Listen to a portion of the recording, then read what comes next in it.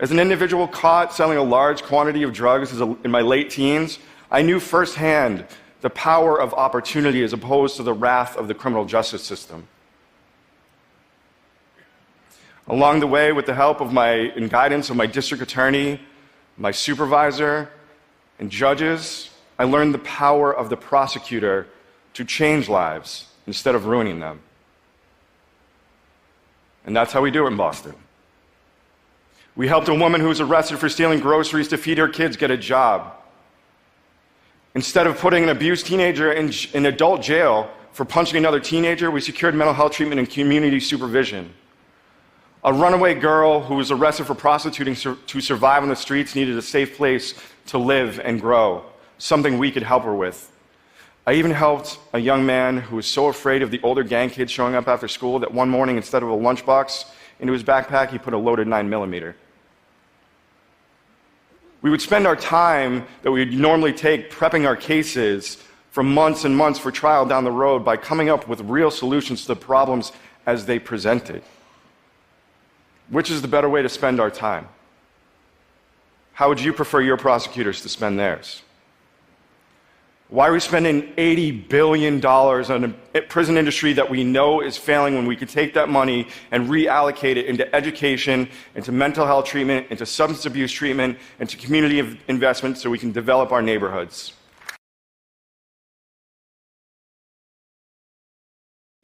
I'm a researcher at the MIT Media Lab, part of the Opera of the Future group.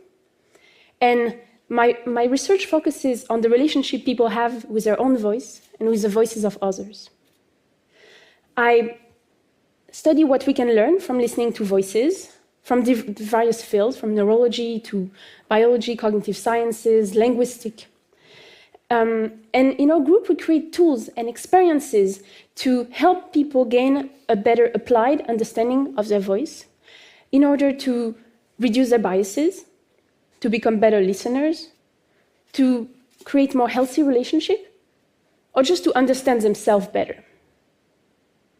And this really has to come with a holistic approach on the voice. Because think about all the applications and implications that the voice might have as we discover more about it. Your voice is a very complex phenomenon. It requires a synchronization of more than 100 muscles in your body. And by listening to the voice, we can understand possible failures of what happens inside. For example, listening to very specific type of turbulences and non-linearity of the voice can help predict very early stages of Parkinson, just through a phone call. Listening to the breathiness of the voice can help detect heart disease. And we also know that the changes of tempo inside individual words is a very good marker of depression.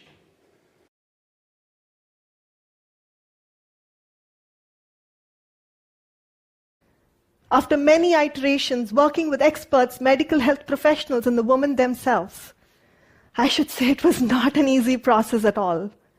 But we had a simple and beautiful design. For $1 more than what the existing product was offered for, at $3, we were able to deliver Janma a clean birth kit in a purse. Janma, meaning birth, contained a blood-absorbing sheet for the woman to give birth on, a surgical scalpel, a cord clamp, a bar of soap, a pair of gloves, and the first cloth to wipe the baby clean. All this came packaged in a beautiful purse that was given to the mother as a gift after all her hard work that she carried home with pride as a symbol of prosperity. One woman reacted to this gift.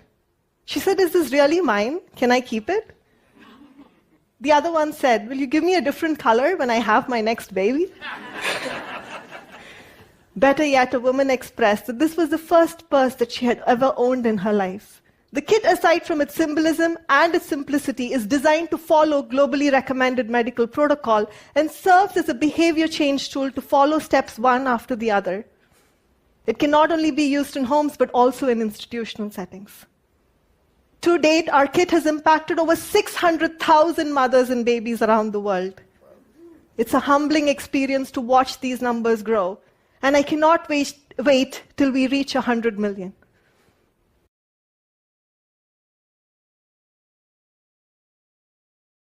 Nowadays, we have more ways to communicate than ever. Apart from the good old-fashioned vocal cords, emails are the most common form of communication, with 74 trillion sent every single year. That's 202 billion per day, 2 million per second, and all of them somehow end up in your mailbox. Next to email, you have WhatsApp, with 36 trillion WhatsApp messages per year. Then you've got 14 trillion WeChat messages, 7 trillion texts, 200 billion tweets, 109 billion Zoom calls, about 5 Yahoo Messenger calls, and somehow 17 million telegrams. Yes, you heard me right. The world still sends millions of telegrams every single year. That raises a few questions, like who, what, when, where, why, and how. 4 of those are pretty easy to answer. Telegrams, the world, and now. But the remaining 2, who and why, are a little more complicated.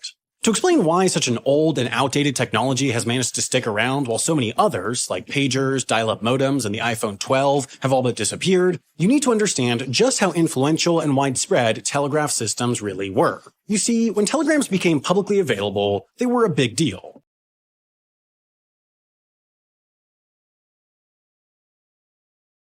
Most of us know about an asteroid hitting the Earth and wiping out the dinosaurs, but most people don't know that the Earth nearly got devastated by a large igneous province that formed in Siberia 250 million years ago. Now, imagine that we had to deal with a colossal LIP like that today. How much damage would it cause? Urban areas would be decimated by the rift, causing extensive destruction. And those quakes? They're just the preview. Next, the lava makes its grand entrance. Once here, it's on the warpath. Farmland needed for raising crops would be incinerated.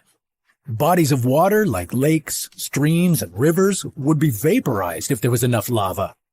And depending on how fast the lava flows, endangered species would be wiped out if they couldn't relocate in time. It would also devastate the economy.